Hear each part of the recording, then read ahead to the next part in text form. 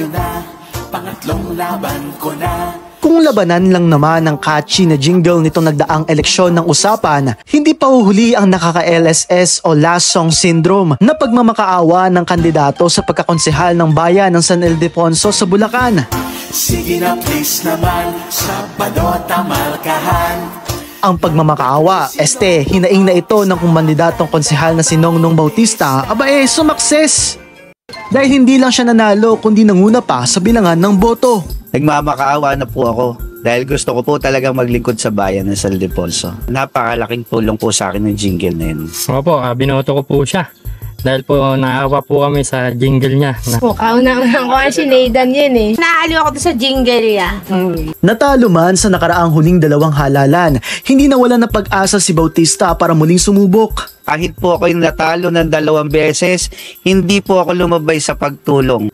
Hindi po talaga ako titigil dahil gusto ko pong maglingkod sa aming bayan dito sa Ildefonso. Para naman sa mga botante, panahon na para bigyan naman ng pagkakataon si Bautista na malasap ang tagumpay. Ang tao pagka binibigyan mo ng chance, meron naman tendency na talagang gagawin niya yung kanyang sinabi. Siya lang po yung konsehal na hindi po siya nakaupo pero tumutulong po sa bayan namin. Naniniwala noong pakat siya natatalo ng una. Ngayong panalo na, magpo-focus daw ang councilor-elect sa mga programa na may kinalaman sa pagpapaunlad sa mga senior citizen at sa mga kabataan.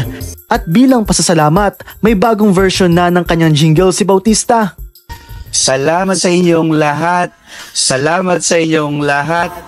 Asahan niyong sa Nongnong Bautista ay magtatapat. Di ka bibiguin, bayan mamahalin. Sabay-sabay paunlarin ang bayan natin. Maraming salamat po bayan ng San Ildefonso. Hindi po kayo magmamakaawa sa akin pag kailangan nyo ng tulong ko. Bagkos ako lang po ang may karapatan magmakaawa sa inyo. Karaniwang ginamit ng mga kumandidato ang kanilang campaign jingle para magpakilala at mangumbinsi ng mga botante. Dito na inilahad ang kanilang plataforma at mga pangako sa taong bayan. Ngayon tapos na ang halalan. Sana naman ang mga pangakong ito ay hindi mapako.